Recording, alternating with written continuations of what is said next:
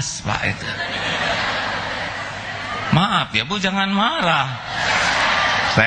Coba Bu, kalau ibu dikejar anjing mau bagaimana?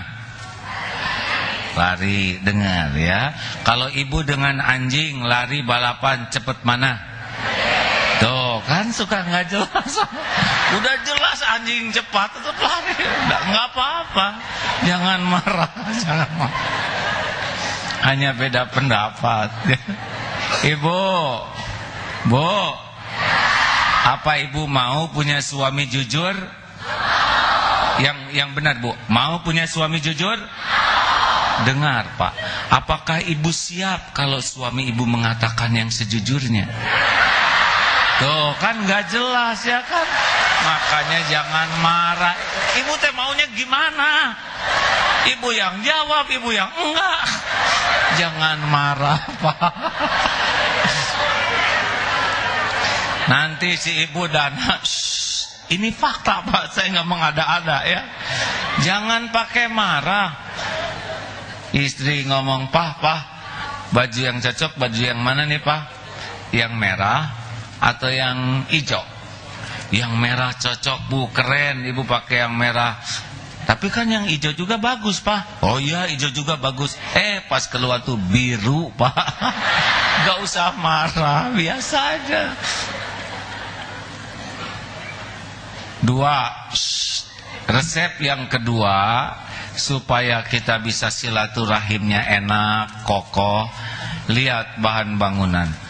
Bahan bangunan itu bagus karena semua bahan bangunannya menahan diri untuk tidak menonjolkan diri. Benar?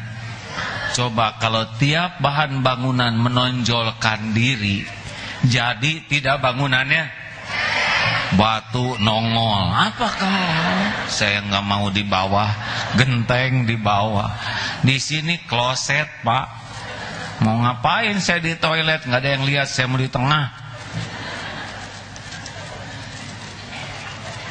Masalah silaturahim adalah kita ini suka merasa penting, merasa paling berjasa, merasa paling banyak berbuat. Akibatnya nggak bisa, karena hati itu nggak pernah bisa dibeli dengan riya. Hati itu hanya dibeli dengan ikhlas. Bu, kalau suami ibu mengatakan begini, bagaimana perasaan ibu? Ma, tahu nggak? Jadi suami itu capek nyari nafkah, pusing memikirkan keluarga, siang malam membanting tulang, nggak gampang tahu jadi suami. Ibu simpati nggak dengan kata-kata itu? Enggak. Seneng atau sebel? Enak atau enek? Tuh Pak, gitu Pak. Makin sibuk merasa berjasa, makin sibuk merasa paling penting, makin sibuk merasa paling berbuat, kita merasa penting, orang sebel Pak. Udah sunatullahnya begitu. Bahasa kitanya, la yadkhulul jannah man kana fi qalbihi mithqalu dzarratin min kibr. Nggak akan selamat. Makanya ibu juga jangan suka pamer jasa sama anak. Anak-anak, ini ibu nak, ini ibu nak. Anak kan bingung. Nah, kenapa sih ibu jadi lupa diri ya? Ibu yang hamil, ibu yang melahirkan, ibu yang menyusui. Kata anak, siapa suruh ya deh ya? Ini serius. Kita nafsu tuh pasti pengen menonjolkan diri, tapi hasilnya sebaliknya. Yang sering menonjolkan diri itu pasti bermasalah. Harusnya seperti jantung, berdetak tiap saat, berdegup tiap waktu, tidak pernah menonjolkan diri. Tapi tiap orang yakin kita sehat karena perbuatan jantung. Benar? Untuk diakui berjasa itu tidak usah menonjolkan diri, tapi sibuk berprestasi cukup. Justru di tubuh ini yang sering menonjolkan diri, namanya ambeien. Dioperasi hadirin. Bisul. Makanya Mbak Yai, Bupati, kalau ada karyawan Pemda yang suka overacting, suka menonjolkan diri, ya kalau ada Bupati, ini karyawan ambeien, operasi aja lah.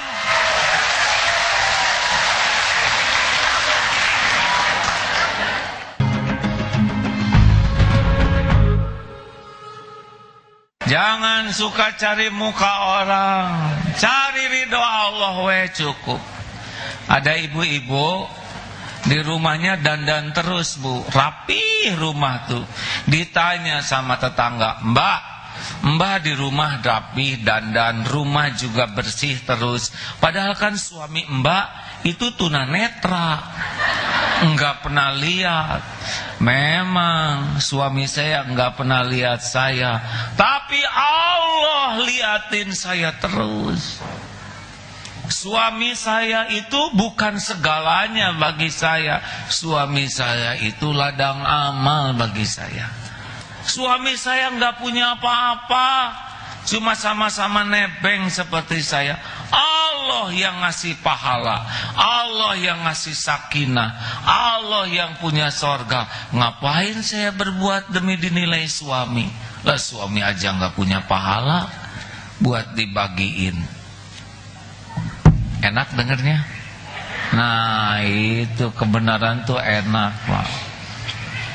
Makanya nggak usah sibuk pamer kebaikan ya.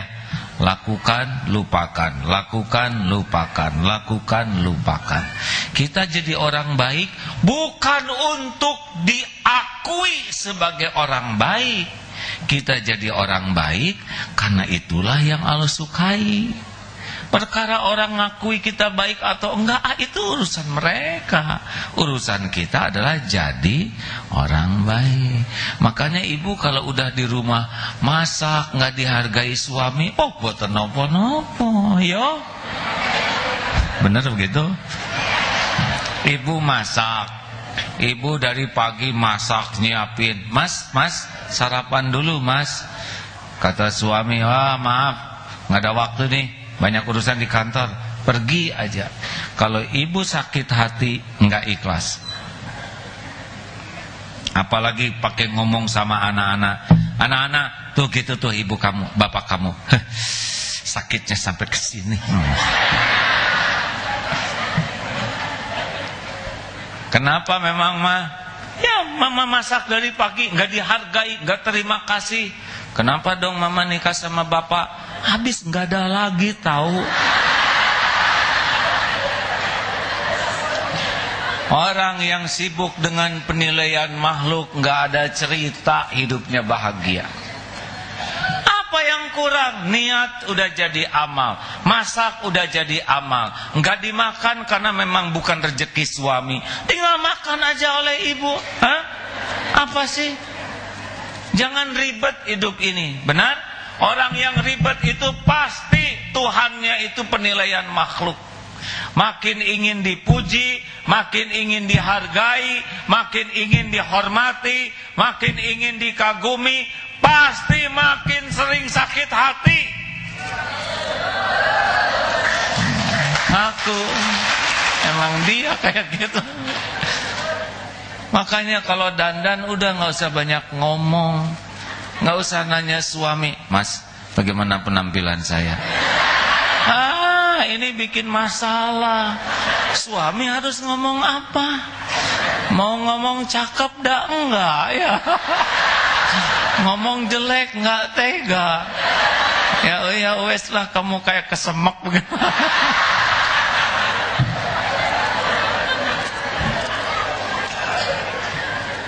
Dah.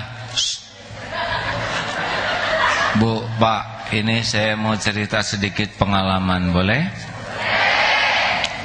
Saya pernah diuji oleh Allah dengan popularitas. Populer dulu ya, dikagumi orang, dipuji-puji. Wah, orang puluhan ribu datang. Mau apa aja dulu, dunia ditumpahkan, kekayaan berlimpah, perusahaan banyak. Sudah begitu Allah ngasih karunia, dicaci maki, dihina. Mungkin Bapak Ibu juga tahu sendiri ya. Bagaimana nggak tahu lah, dia sendiri yang ngomong ada. Agim nikah lagi. Indonesia goncang. Demi Allah Pak, ini saya sumpah ya, demi Allah, saya tahu Allah sedang mendengarkan sumpah ini. Dipuji rame-rame, dikagumi, dihormati, itu jauh lebih bahaya daripada dicaci maki kalau iman tidak siap. Kalau orang sudah termakan oleh pujian, sudah termakan oleh penghormatan, dia cenderung sibuk menikmati sesuatu yang tidak ada pada dirinya. Topeng yang dia nikmati, hidupnya jadi munafik, gampang hidup dalam kemasan, bangga dengan topeng, padahal isinya boleh jadi sangat buruk dalam pandangan Allah. Hati-hati, dipuji orang belum tentu terpuji dalam pandangan Allah Subhanahu wa taala. Maka saya bersyukur tiada tara diberi kesempatan dihina, dicaci, dipermalukan di aneka media. Kalau enggak gitu, saya larut dalam topeng. Makanya ibu bapak hati-hati nih. Bapak-bapak yang ini, para pejabat yang di depan ya, jabatannya enggak lama Pak, di akhirat yang lama tuh Pak. Ibu-ibu juga hati-hati Bu, doakan. Saya kalau lihat pejabat gini suka ingat gimana di akhirat mempertanggungjawabkannya. Serius hadirin, tadi saya lihat foto-foto bupati yang udah meninggal ya, udah sampai nomor 24 ya. Bapak nomor berapa? Doakan supaya selamat. Karena sebetulnya ini rahasia kita-kita aja ya. Kita-kita ini tampil di depan, termasuk saya, dihormati bukan karena mulia, bukan karena soleh.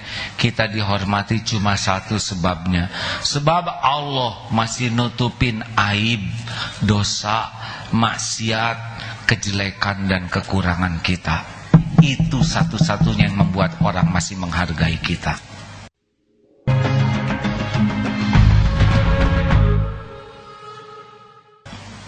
Jangan sampai kemakan oleh penghormatan.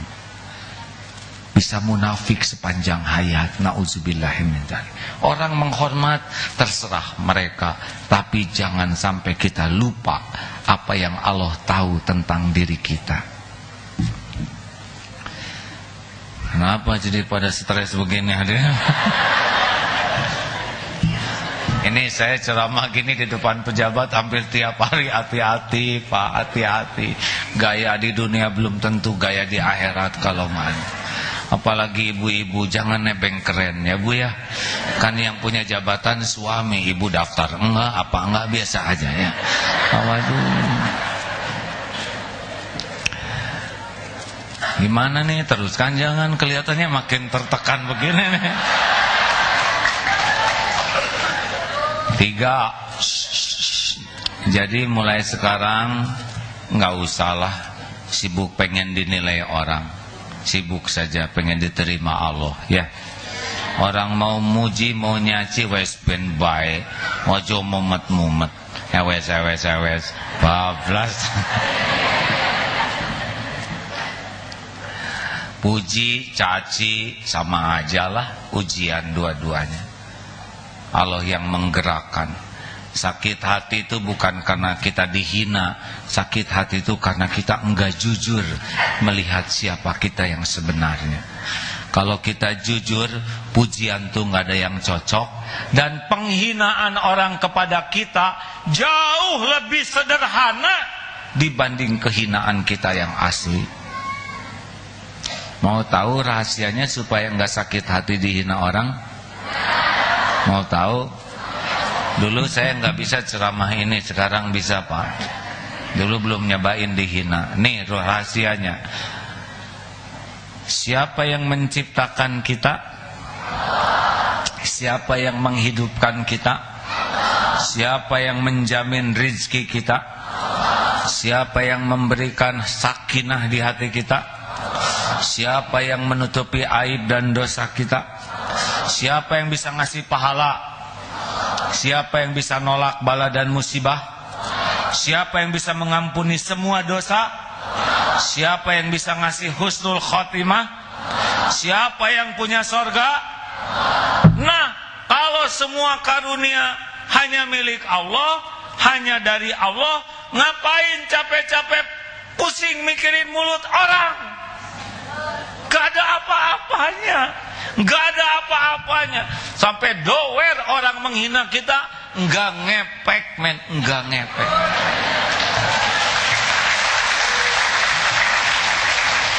Wa ma bikum min ni'matin faminallah. Karunia apapun yang ada padamu hanya dari Allah. Orang sampai ngejongkeng sebel ke kita, enggak akan ketukar. Apa yang Allah tetapkan untuk saya pasti ketemu. Enggak ada yang bisa ngalangin, enggak ada yang bisa nolak. Makanya kalau hati kita selalu berharap dan takut ke makhluk, enggak akan tenang hati ini. Padahal innallaha ala kulli syai'in qadir. Allah satu-satunya penguasa takdir. Wes angono bae. Telu. Jadi silaturahim itu masalah hati. Terakhir, nah tenang. Beton kokoh kuat. Ada pasir, ada semen, ada apa lagi? Batu, split. Kenapa besi? Kenapa mereka begitu kuat? Apa yang merekatkan semua itu? Apa? Air. Air itu komponen paling lembut dari bangunan. Jadi kelembutanlah, a'udzubillahi minasyaitonirrajim. Fa bima rahmatin minallah lintalahum walau kunta faddan ghalidal qalb lan fadzu min haulik. Al-ayat. Hanya dengan rahmat Allah kamu bersikap lemah lembut. Jikalau berhati keras dan bersikap kasar, lan fadzu min haulik, niscaya orang akan menjauh dari sisimu. Jadi kekuatan silaturahim adalah dari kelembutan hati. Lembut itu tanda kekuatan. Air yang lembut bisa mengeroposkan besi. Air yang lembut bisa memadamkan api. Air yang lembut bisa menghanyutkan sebuah kota. Benar? Tsunami, air. Makanya Bondowoso ini akan hebat kalau rakyatnya semuanya termasuk makhluk halus. Belum selesai hadirin. Halus budi pekertinya, halus tutur katanya. Belum selesai dong. Wah, saya lagi serius. Hindari sikap kasar. La taghdab walakal jannah. Jangan marah-marah, maka bagimu surga. Jadi harus gimana? Bukan marah, tegas dan santun. Beda. Apa bedanya? Marah itu nafsu dan tidak jelas. Makin marah, akal makin turun. Hadirin, jangan biasakan memecahkan masalah dengan kekerasan dan kekasaran. Setuju? Ingatlah beton itu, ya. Bu, Pak, kita membutuhkan lingkungan dan keturunan yang allazi yamliku nafsahu 'indal qadab, yang paling bisa mengendalikan amarah. Tidak ada silaturahim dengan mengandalkan kemarahan.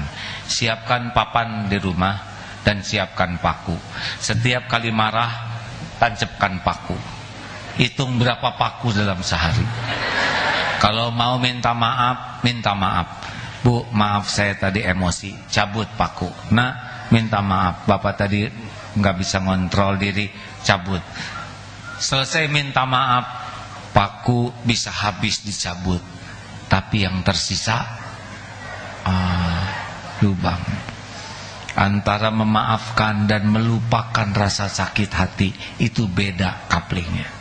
Minta maaf mudah, mengatakan maaf mudah, tapi menutupi robek di hati akibat kekerasan dan kekasaran sangat tidak mudah. Oleh karena itu, mudah-mudahan kita termasuk orang-orang yang memiliki kepribadian yang lembut, halus, karena itulah yang memperindah silaturahim kita. Al-Fatihah. Mohon maaf. Assalamualaikum warahmatullahi wabarakatuh.